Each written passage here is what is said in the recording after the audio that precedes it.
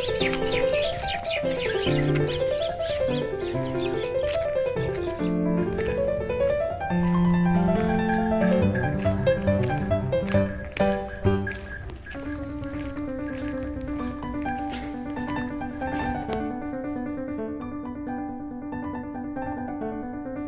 राम मित्रों, स्वागत है आपका एक बार फिर आपके अपने YouTube चैनल गो जागरण मंच में। मैं संदीप फौजी आपका हार्दिक हार्दिक अभिनंदन करता हूं। आज की जो हमारी विजिट है ये है राजस्थान के ज़िला झुंझुनू।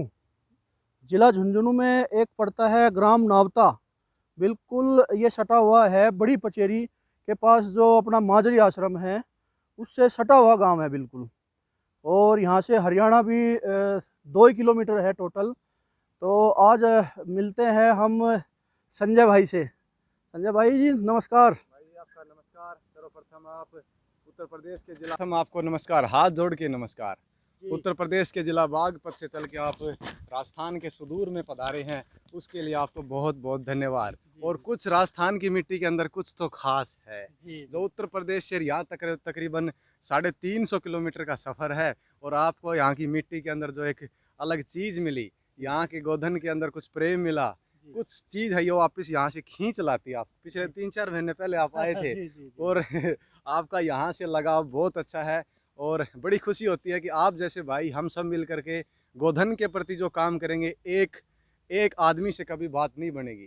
ठीक है, इसके अंदर सभी युवा कोने कोने से पूरे देश के अंदर युवा जब बढ़ चल के रुझान लेंगे ना, तभी हमारी जो श्वेत सुंदरी हरियाणा नस्ल और अन्य स्वदेशी मूल की गोधन है उसकी खोई गरिमा वापस तभी आएगी। तब कोने कोने से छोटे छोटे गोपालक हैं वो निखर के आएंगे और संवर्धन पे काम करेंगे, ना कि घर पे गाय पालना और रखना। ये सब चीज़ें एक अलग पुरानी हो चुकी है, परंतु उसको हम संवर्धन पे कैसे ले सकते हैं, उसके लिए हमें ये हमें खींच के ले आ जाती है। बिल्कुल भाई जी।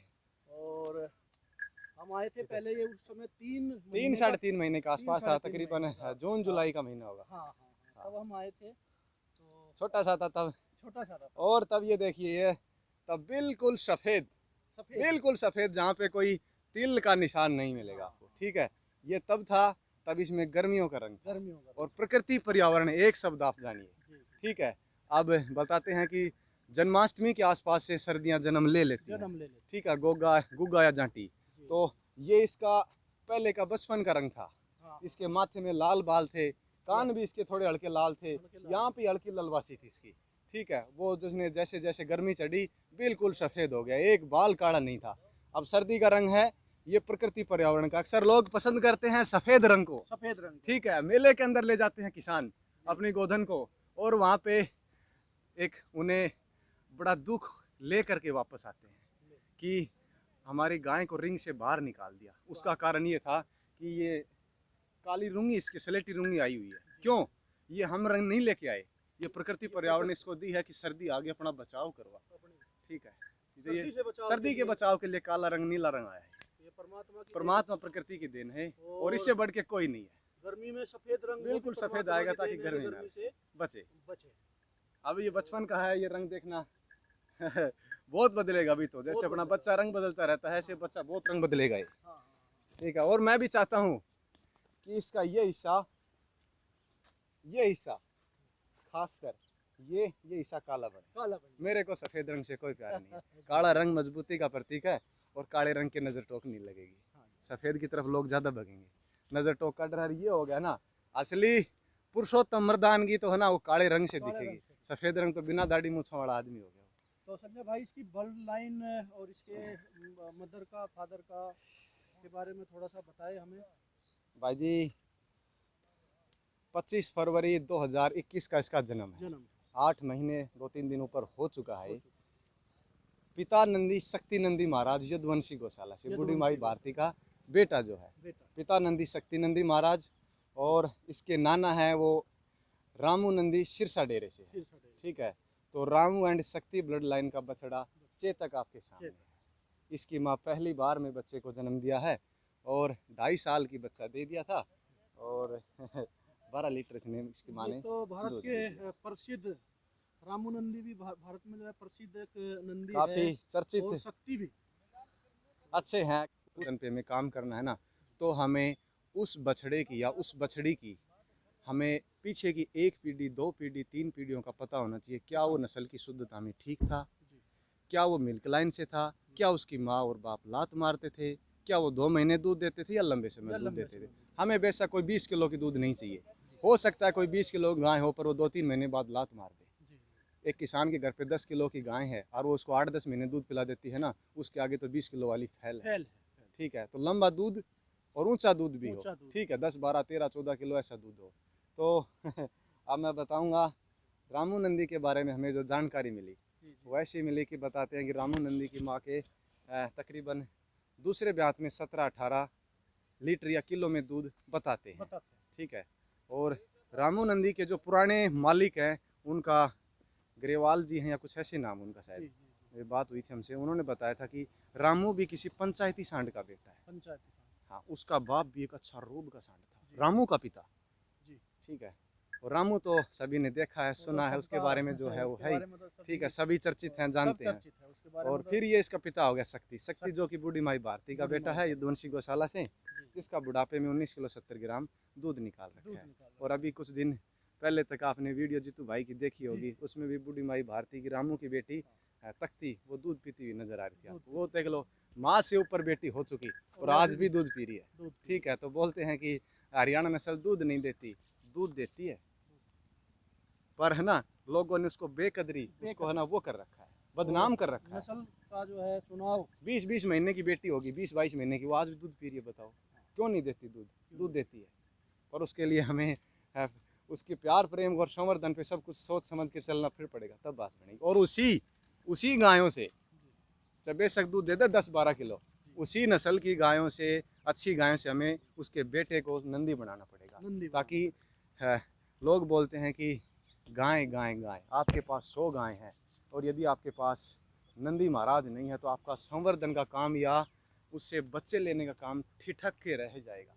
ठीक है, असली जो है ना वो ये है, नंदी के बिना संवर्धन का काम नहीं हो पाएगा। यदि इसने यहाँ पे कच्ची कमजोर नस्ल का उस डेरे के अंदर, उस फार्म के अंदर, उस गौशाला के अंदर आप छोड़ दोगे ना, तो सारा का सारा कराया धरा रह जाएगा, मिट्टी में मिल जाएगा। और यदि 10 किलो वाली गाय है अपने एवरेज, और यदि वहाँ पे अपने कोई 14, 15, 16 लीटर वाला अच्छा सांड ला के छोड़ दिया ना, तो वो उस फार्म की दशा और दिशा दोनों बदल देगा आने वाली पीढ़ियों के अंदर। हमें नंदियों पे काम करना है, नंदियों पे काम। तो ये बछड़ा जब जन्म लिया तो परमात्मा से मैंने अरदास एक मांगी थी कि ये महाराज जी अब की बार एक मेरे को बछड़ा दिला देना। क्यों?